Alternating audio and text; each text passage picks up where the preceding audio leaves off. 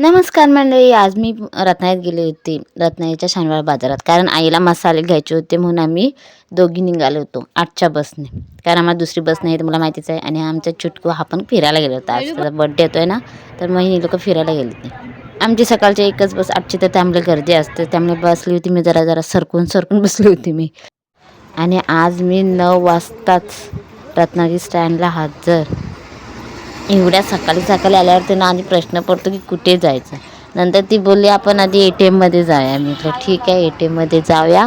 मी बोलते मग आठवडा बाजारामध्ये जाऊया. म्हटलं ओके.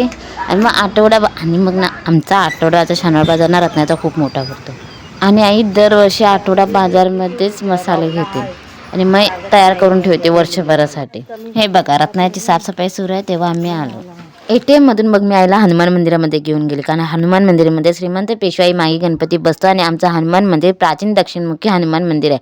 मग पहिला मी श्री हनुमान मंदिरामध्ये गेलो, तिथे पाय पडलो आणि मग गणपती बाप्पाच्या पाय पडायला गेलेलो.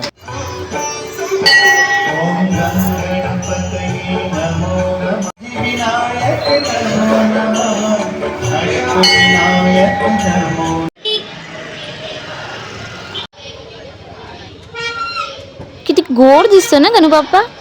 मग आम्ही दोघी धनजी नाक्यामध्ये गेलो. तिथे पण मागी गणपती बसतो. तिथे बेलबागचा बल्लाळेश्वर गणपती बाप्पा बसतो. तो पण गणू बाप्पा खूप गोड दिसत होता. तिथूनच थोडं पुढे सत्यनारायणची महापूजा होती. मग आम्ही तिथे दर्शन घेतलेलं, महाप्रसादी घेतली आणि मग आठवडा बाजारामध्ये गेलो. पण खरंच आजचा दिवस ना खूप मस्त गेला. गणबाप्पाचं दर्शन झालं, श्री हनुमान मंदिरामध्ये जाऊन आली, श्री सत्यनारायणचं पण दर्शन झालं आणि मग आम्ही आठवडा बाजारामध्ये गेलो. आठवडा बाजारामध्ये जाऊन आम्ही काय काय घेतलं हे पुढच्या ब्लॉगमध्ये सांगते. मग माझा छोटासा ब्लॉग इथे संपते. व्हिडिओ पण ना, चलो बाय.